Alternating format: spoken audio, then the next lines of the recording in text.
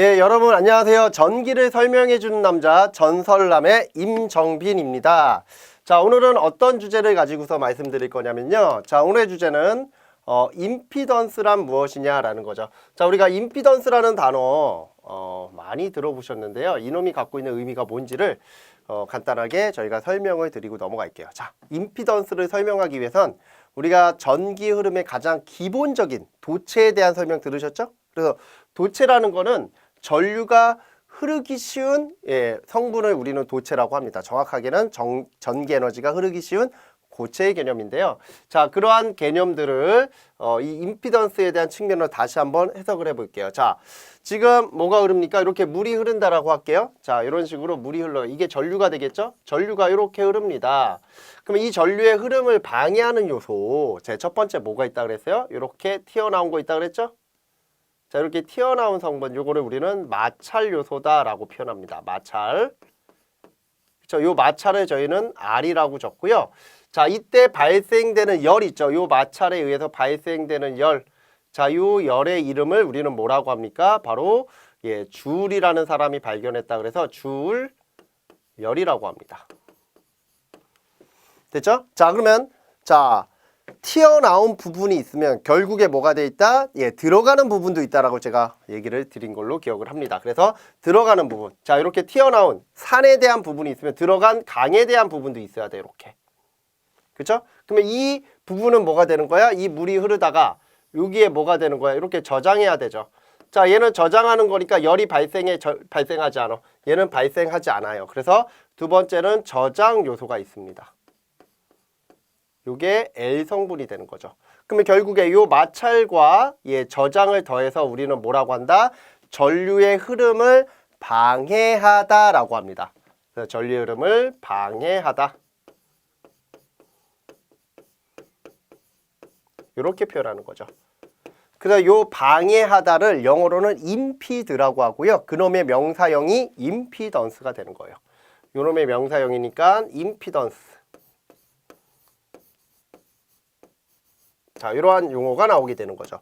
그러면 결국에는 뭐냐면 마찰과 저장을 더해서 방해하다라고 하는 임피던스로 해석을 합니다. 그래서 임피던스는 알파벳의 가장 마지막에 있는 G를 적어주시면 됩니다. 그러면 자, 옆에다 적어볼게요.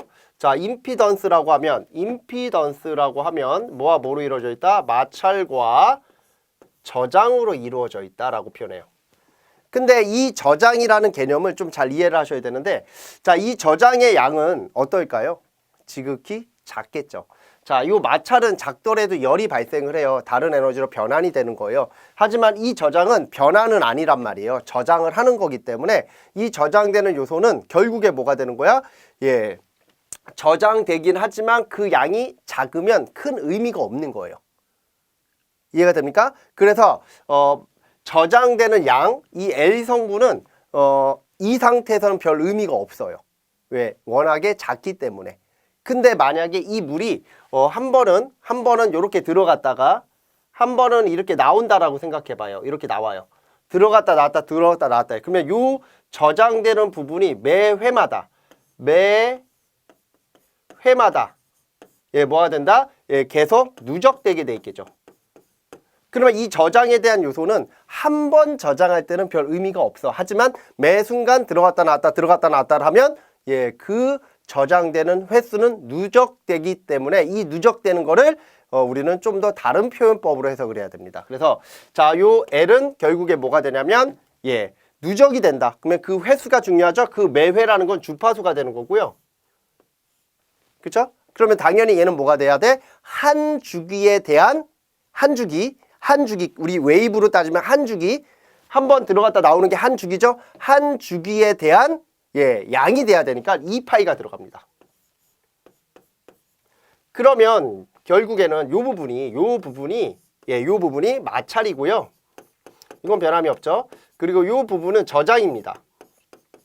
근데 재밌는 건 뭐냐면 이 마찰은 한 방향으로 흐르든 들어갔다 나왔다 하는 교류가 되든 간에 결국에는 어때요? 결국에는 마찰은 늘 존재하는 거죠. 이쪽으로 흐르든 이쪽으로 흐르든 이 마찰 튀어나온 부분은 늘 열로서 존재하지만 이 저장은 한 방향일 경우에는 어떻다? 한 번만 저장해야 되니까 그때는 무시할 수가 있어요. 하지만 우리 교류처럼 들어갔다 나왔다 들어갔다 나왔을 때는 여기에 살아있죠? 그러면 봐봐요. 얘네 두 개를 더해서 얘가 돼요. 자, 마찰과 저장을 더해서 얘가 되지만 이 마찰은 뭐와 관계없이 들어갔다 나왔다 들어갔다 나왔다 하는 방향과 관계없이 늘 존재하고요. 이 저장은 들어갔다 나갔다 할 때만 존재하는 거야.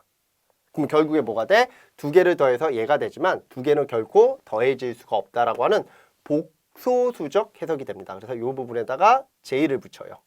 원래는 I를 붙여도 되는데 I를 적으면 전류와 헷갈리다라고 해서 J를 붙여요. 그래서 이 함수를 우리는 뭐라고 하냐면 복소수라고 합니다. 복소수. 그래서 이러한 복소수로 임피던스를 표현할 수 있고요. 조금만 더 나가 볼게요. 얘는 다시 적으면 R 플러스 J에 자, 요 우리 2파이 F 있죠. 이 2파이 F를 뭐로? 오메가로 줄입니다. 그래서 얘를 오메가 L로 적고요. 요걸 한 단계 더 나아가서 예, 이쪽에다 적을까요? R 플러스 JXL이 된다라고 표현합니다. 그러면 결국에 얘가 갖고 있는 의미, 요 XL이 갖고 있는 의미는 뭐냐면 저장의 의미예요. 근데 그 저장은 저장되는 양보다는 저장되는 횟수가 더 중요하고 그 횟수에다 뭐를 곱한 거예요? 한 주기만큼에 대한 횟수를 곱한 거예요. 그래야 전체 저장되는 양에 대한 개념이 나오겠죠? 그러면 결국에 뭐야? 요 놈이 갖고 있는 거는 여기에 저장되는 거니까 이 저장되는 거는 열로서 일을 하지 않아. 그래서 이거를 우리는 무효분이라고 합니다. 일을 하지 않아. 무효분.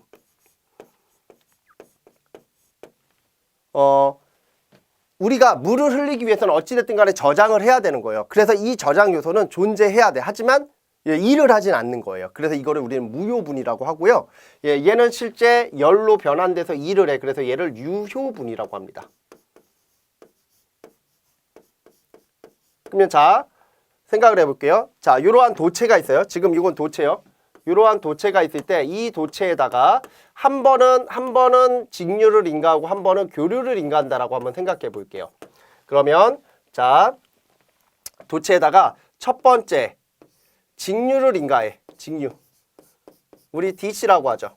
그럼 이거는 다이렉트 커런트의 약자, 일관적인 전류다라는 뜻이에요. 그래서 이렇게 가는 게 직류입니다. 직류는 변화가 없어. 그래서 주파수 F가 0이 됩니다. 그러면 얘가 0이니까 주파수 F가 0이야. 요게 0이 되는 거. 요게요. 그러면 뭐만의 회로가 나와? 바로 방해하는 요소는 임피던스만의 회로가 나옵니다. 즉 방해하는 건 직류에서는 L 성분을 고려하지 않는 거야. 요게 되게 중요해요. 우리가 직류에서는 L을 고려하지 않아요. 도체 내에서. 하지만 교류에서는 요 L 성분이 살아나. 만약에 내가 교류를 인가해. 교류는 AC가 되겠죠. 얼터네이팅 커런트라고 해서 요거는 이렇게 플러스 마이너스가 교본합니다. 이 플러스 마이너스가 교본한다라는 건 들어갔다 나왔다를 한다라고 봐주시면 돼요. 그래서 교류가 들어가면 주파수 F는 60Hz라고 하면 자 이때는 얘가 임피던스가 어떻게 나온다? R 플러스 J의 X로 나온다라는 거예요. 자, 뭐가 살아나? 리액턴스가 살아나는 거죠. 그러면 결국에 임피던스라는 거는 방해하다라는 어원을 갖고 있어서 방해하는, 전류에 방해하는 요소로서 표현이 되지만 그 전류의 방해 요소는 결국엔 저항 마찰 성분과 저장 L 성분 두 가지가 존재하는데 이 저장 성분은 직류에서는 해석할 필요가 없고 교류에서는 해석해야만 한다라는 거예요. 이해가 됩니까? 그래서 그러한 부분으로서 얘기를 좀 정리를 하고요. 만약에 내가 저장을 해. 자, 요 저장을 이렇게 하는데 이 저장되는 양이 엄청 커. 이럴 수 있죠. 저장되는 양이 이렇게 커. 이렇게 커졌어. 전동기 코일 많이 감잖아요. 코일 많이 감으면 이 저장되는 양이 커져. 그럼 이 저장되는데 걸리는 시간이 오래 걸릴 거 아닙니까? 한 번 저장된다 하더라도 자 봐봐요. 얘는 1회 저장이라 하더라도 1회 저장이 된다 하더라도 시간이 오래 걸려. 그러면 그때의 그 시간을 우리는 뭐라고 하냐면 1회 저장하는데 걸리는 시간 이거를 과도 현상이라고 합니다. 이때 이 시간을 과도기라고 하고 과도현상, 과도기라고 해요. 즉 얘가 다 저장이 돼야 정상적으로 흐르거든요, 전류가.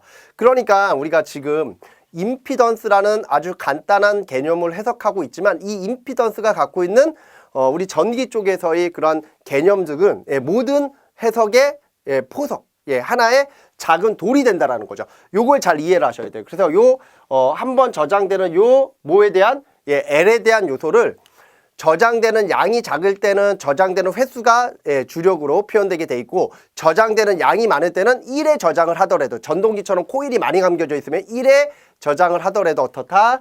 이 1에 저장되는 시간을 고려해 줘야 된다라는 겁니다.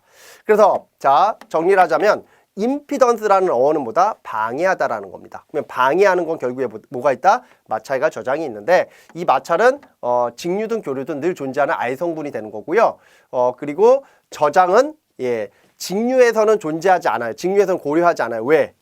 주파수가 제로기 때문에. 이 주파수가 제로기 때문에 한 번 저장된다라는 건 큰 의미를 갖고 있지 않아. 양이 작아서. 아시겠죠? 그래서 직류에서는 요 L 성분을 고려하지 않는다라는 거죠. 이해가 되시죠? 하지만 직류를 하더라도 전동기처럼 코일을 많이 감아놨어. 맞죠? 코일을 굉장히 많이 감아놨어. 그러면 뭐가 돼? L이 크겠죠. 직류를 하더라도 L이 큰 우리 흔히 말하는 전동기 같은 경우에는 이러한 L 성분인 저장하는 1의 성분도 뭐 하셔야 된다? 고려하셔야 된다. 자, 이렇게 좀 얘기를 드리고요. 요거를 이제 저희가 하나만 더 얘기를 드리면 이렇게 볼 수 있다라는 거예요. 자, 우리가 임피던스는 마찰과 저장 성분으로 표현할 수 있고 요거를 우리는 저항, 요거를 리액턴스라고 하고요. 요런가 반대가 되는 거. 자, 바로 요 임피던스와 반대가 되는 게 요 Y로 적고 얘를 어드미턴스라고 합니다. 어드미턴스, 도와주다라는 뜻이에요. 그리고 자, R과 반대가 되는 거. 요거를 우리는 뭐라고 하냐면 G로 적고요. 얘를 컨덕턴스라고 해요. 그리고 플러스 자, 요 리액턴스랑 반대가 되는 걸 자, 저희는 B로 적고요. 얘를 뭐라고 하냐면 서셉턴스라고 해요.